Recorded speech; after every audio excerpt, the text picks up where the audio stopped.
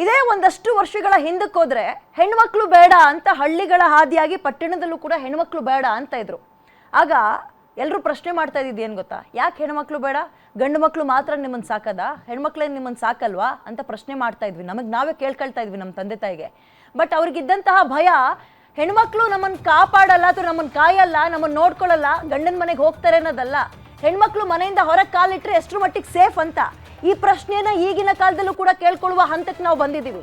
2025 ನಾವು ಇರೋದು ಇವಾಗ 2025ರಲ್ಲಿ. ಇದು ಒಂದು ವಾರದ ಡೇಟಾ ತೆಗೆದು ನಿಮ್ಮ ಮುಂದೆ ಇಡ್ತೀನಿ. ಜಸ್ಟ್ ಬೆಂಗಳೂರಿನಲ್ಲಿ ಸುತ್ತಮುತ್ತ ನೋಡೋದಾದ್ರೆ, ನಿನ್ನೆ ಮಂತ್ರಿ ಮಾಲ್ ಹಿಂದಿರುವಂತಹ ರೈಲ್ವೆ ಟ್ರ್ಯಾಕ್ನಲ್ಲಿ ಆ ಹುಡುಗಿ ಪ್ರೀತಿಯನ್ನ ಒಪ್ಕೊಳ್ಳಿಲ್ಲ ಅನ್ನೋ ಕಾರಣಕ್ಕೆ ಕಣ್ಣಿಗೆ ಕಾರದ ಪುಡಿಯನ್ನ ಎರಚಿ ಕತ್ತನ್ನ ಚಾಕುವಿನಿಂದ ಸೀಳಿ ನಡು ರಸ್ತೆಯಲ್ಲಿ ರಕ್ತ ಸಿಕ್ತವಾಗಿ ಆಕೆಯ ಹೆಣ ಬೆಳೆಸಿ ಆತ ಎಸ್ಕೇಪ್ ಆಗಿದ್ದ. ಆಮೇಲೆ ಡಾಕ್ಟರ್ ಕೃತಿಕಾ ರೆಡ್ಡಿ ಅವ್ರ ಸುದ್ದಿ ನೋಡಿದ್ವಿ. ಡಿವೋರ್ಸ್ ಕೊಟ್ಟಿದ್ರು ಆಗ್ತಾ ಇತ್ತು. ಪಾಪ ಇಂಜೆಕ್ಷನ್ ಅನಾಸ್ಥೇಷಿಯಾ ಡೋಸ್ನ ಜಾಸ್ತಿ ಕೊಟ್ಟು ಹೆಂಡತಿಯನ್ನ ಸಾಯಿಸಿದ್ದು. ಮೊನ್ನೆ ಕಾಲೇಜಿನಲ್ಲಿ ಬೆಂಗಳೂರಿನಲ್ಲೇ ಸೀನಿಯರ್ ಒಬ್ಬ ಜೂನಿಯರ್ ಹುಡುಗಿಯನ್ನ ಎಳ್ಕೊಂಡು ಹೋಗಿ ಅತ್ಯಾಚಾರ ಮಾಡಿರೋದು. ಇದೆಲ್ಲವೂ ನೋಡಿದಾಗ ಸಹಜವಾಗಿ ಕಾಡುವಂಥದ್ದು ಏನು ಹೇಳಿ, ಹೆಣ್ಮಕ್ಳು ಮನೆಯಿಂದ ಹೊರ ಕಾಲಿಟ್ರೆ ಅದು ಓದುವಂಥವಳಾದ್ರೂ ಆಗಲಿ, ಕೆಲ್ಸಕ್ಕೆ ಹೋಗುವಂಥವಳಾದ್ರೂ ಆಗಲಿ, ಎಷ್ಟರ ಮಟ್ಟಿಗೆ ಸೇಫ್ಟಿ ಇದೆ ಅಂತ. ಯಾಕೆ ಒಂದು ಕಟ್ಟುನಿಟ್ಟಾದ ಕ್ರಮವನ್ನ ಅಥವಾ ಒಂದು ಶಿಕ್ಷೆಯನ್ನ ಕಾನೂನನ್ನ ತರಕ್ ಆಗ್ತಾ ಇಲ್ವಾ?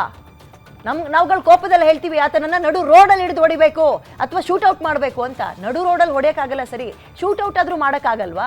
ಇಂಥ ಸ್ಟ್ರಾಂಗ್ ಡಿಸಿಷನ್ಗಳನ್ನ ಯಾಕೆ ತಗೊಳಕ್ ಆಗ್ತಾ ಇಲ್ಲ? 1-2 ಕೇಸಲ್ಲಿ ಆಗಿದ್ದಿದ್ರೆ ಬಹುಶಃ ಹೆಣ್ಮಕ್ಳ ವಿಚಾರಕ್ಕೆ ಹೋಗ್ಬೇಕಾದ್ರೆ ಇಂಥ ಕಾಮುಕರು ಎಲ್ಲರೂ ಅಲ್ಲ, ನಾನು ಎಲ್ಲ ಗಂಡು ಮಕ್ಕಳನ್ನು ವಿರೋಧ ಮಾಡ್ಕೊಂಡು ಹೇಳ್ತಾ ಇಲ್ಲ, ಇಂಥ ಕಾಮುಕರಿಗೆ ಸ್ವಲ್ಪ ಭಯ ಅನ್ನೋದು ಬರ್ತಾ ಇತ್ತು. ಇಲ್ಲಾಂದ್ರೆ ಇಂಥ ಕೇಸ್ಗಳು ಮರುಕಳಿಸ್ತಾ ಇರುತ್ತೆ. ಇದಕ್ಕೆ ಸಂಬಂಧಪಟ್ಟಂತೆ ನಾವು ಚರ್ಚೆಯನ್ನ ಮಾಡ್ತಾ ಹೋಗೋಣ. ಇದೇ ಹೊತ್ತಿನ ವಿಶೇಷ. ಹೆಣ್ಮಕ್ಳೇ ಏಳಿ ಎದ್ದೇಳಿ, ನಾನು ವಿದ್ಯಾ ಮಲ್ನಾಡ್.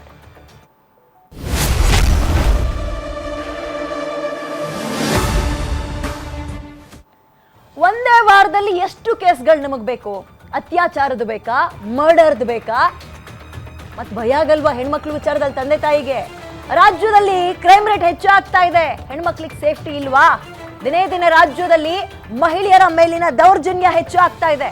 ರೋಡಲ್ಲಿ ಓಡಾಡೋ ಹೆಣ್ಮಕ್ಳು ಸೇಫ್ ಅಲ್ವಾ? ಕ್ರಿಮಿನಲ್ಸ್ಗಳಿಗೆ ಭಯನೇ ಇಲ್ವಾ? ಪ್ರೀತ್ಸೆ ಅಂತ ರಸ್ತೆಯಲ್ಲೇ ಯುವತಿಯನ್ನ ಖಾರದ ಪುಡಿ ಕಣ್ಣಿಗೆ ಹಾಕಿ ಚಾಕುವಿನಿಂದ ಕತ್ತನ್ನ ಸೀಳಿ ಸಾಯಿಸ್ತಾನೆ. ಮತ್ತೊಬ್ಬ ಮದುವೆಯಾದ ಹೆಂಡತಿಯನ್ನ ಸಬೂಬು ಕೊಟ್ಟು ಆಕೆಗೆ ಹುಷಾರಿಲ್ಲ ಅಂತ ಇಂಜೆಕ್ಷನ್ ಕೊಟ್ಟು ಸಾಯಿಸ್ತಾನೆ.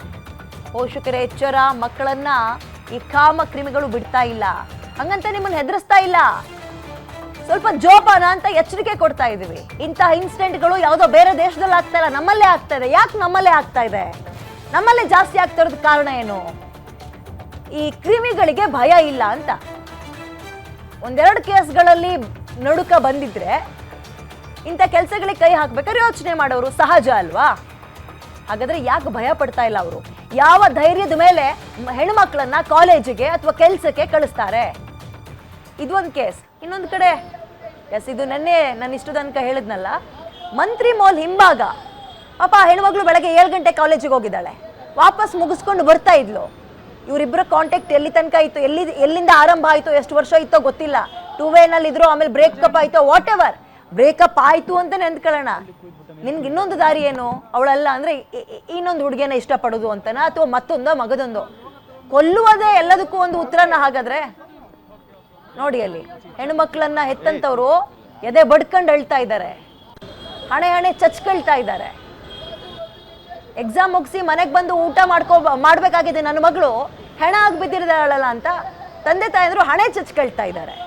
ಯಾವ ಧೈರ್ಯದ ಮೇಲೆ ಹೆಣ್ಮಕ್ಳನ್ನ ಕಾಲೇಜಿಗೆ ಅಥವಾ ಹೊರಗೆ ಕೆಲಸಕ್ಕೆ ಕಳಿಸ್ಬೋದು? ಹಾಗಾದ್ರೆ ವಿಘ್ನೇಶ್ವ ಅಂತ ಪಾಪಿ ಕಣ್ ತಪ್ಪಿಸ್ಕೊಂಡಿದ್ದ, ಬೆಳಗ್ಗೆ ಲಾಕ್ ಮಾಡಿದ್ದಾರೆ, ಒಂದು ಸ್ಪೆಷಲ್ ಟೀಮನ್ನ ರೆಡಿ ಮಾಡಿ. ಬಟ್ ವಿಚಾರ ಏನಪ್ಪಾ ಅಂದ್ರೆ, ಇದು ಯಾಮಿನಿ ಕತೆ. ಡಾಕ್ಟರ್ ಸುದ್ದಿಯನ್ನು ಕೂಡ ನಿಮ್ಮ ಮುಂದೆ ತಂದಿಟ್ವಿ.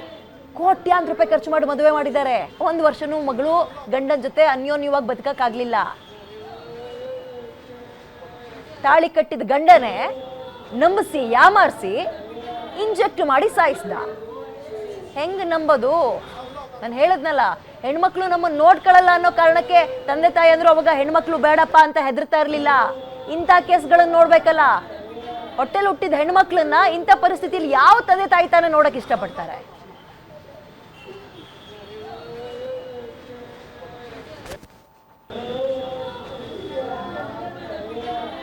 ಓಕೆ, ಇದ್ರ ಬಗ್ಗೆ ಡಿಬೇಟ್ ಮಾಡೋಣ. ಅದಕ್ಕಿಂತ ಮುಂಚೆ ಈಗ ವಿಘ್ನೇಶ ಇದ್ನಲ್ಲ, ಈ ಯಾಮಿನಿಯನ್ನ ಕೊಂದ ಕಿರಾತಕ, ಕಾಮುಕ, ಕ್ರಿಮಿ, ಇನ್ನೇನೇನು ಕರಿಬೋದು ಅವನಿಗೆ, ಲಜ್ಜೆಗೆಟ್ಟವನು. ಅವನೀಗ ಅವನ ಬೇರೆ ಬೇರೆ ಫೋಟೋಗಳು ನಿಮ್ಮ ಗ್ಯಾರಂಟಿ ನ್ಯೂಸ್ಗೆ ಲಭ್ಯ ಆಗ್ತದೆ, ಅದನ್ನು ತೋರಿಸ್ತಾ ಇದೀವಿ. ಇವನೇ ಕೊಲೆ ಆರೋಪಿ. ಅವನ ಅವತಾರ ನೋಡಿ, ಆ ಹೆಣ್ಣುಮಗಳು ಜೀವನವನ್ನೇ ತಿಂದು ಹಾಕ್ಬಿಟ್ಟ. ತಂದೆ ತಾಯಂದ್ರು ಈಗ ಒಂದ್ ರೀತಿ ಜೀವಂತ ಶವಗಳ ತರ. ಮಗಳು ನೆನಪು ಹೆಂಗ್ ಕಾಡದೇ ಇರುತ್ತೆ ಅವರಿಗೆ. ಎಲ್ಲವೂ ಅವ್ರು ಅಂದ್ಕೊಂಡಂಗೆ ಸಾಗಿದಿದ್ರೆ ಇನ್ನು ಸ್ವಲ್ಪ ವರ್ಷಕ್ಕೆ ಹುಡುಗನ್ ನೋಡ್ತಾ ಇದ್ರು, ಕನ್ಯಾದಾನ ಅಂತ ಮಾಡ್ತಾ ಇದ್ರು, ಖುಷಿಯಾಗಿ ಮಗಳ ಮದುವೆ ಮಾಡ್ಕೊಡ್ತಾ ಇದ್ರು.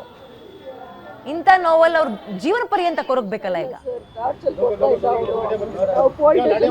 ಕೊಟ್ಟಿದ್ವಿ ಬೇಡ ಅಂತ, ಆಮೇಲೆ ಅವ್ರ ತಂದೆ ತಾಯಿಗೂ ಹೇಳಿದ್ವಿ ಸರ್, ಬರಲ್ಲ ಇನ್ನು ಸೈನ್ ಇಸ್ಕೊಂಡ್ರು ಸರ್, ನಾವು ಬಿಟ್ಬಿಟ್ವಿ ಸರ್ ಸೈಲೆಂಟ್ ಆಗಿ. ಯಾರು ಬರಲ್ಲ ಹೇಳಿದ್ರು.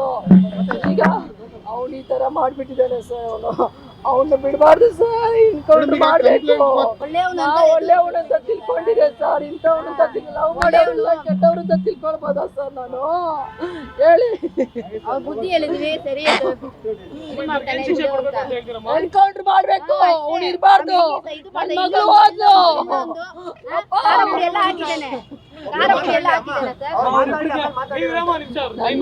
ಏನು ಸರ್ ಹೇಳೋದು ನಮ್ಮ ಮಗಳು ನೋಡಿದ್ರ ಹೇಳಕ ಬರಲ್ಲ. ನನ್ನ ಬಾಯಿ ಇಲ್ಲಿ ಕಟ್ ಮಾಡಿದಾನ, ಇಲ್ಲಿ ಕಟ್ ಮಾಡಿದಾನ. ನಾನು ಹೇಳಿದ್ರೆ ಯಪ್ಪ ನಾಯಿನ ಮನದ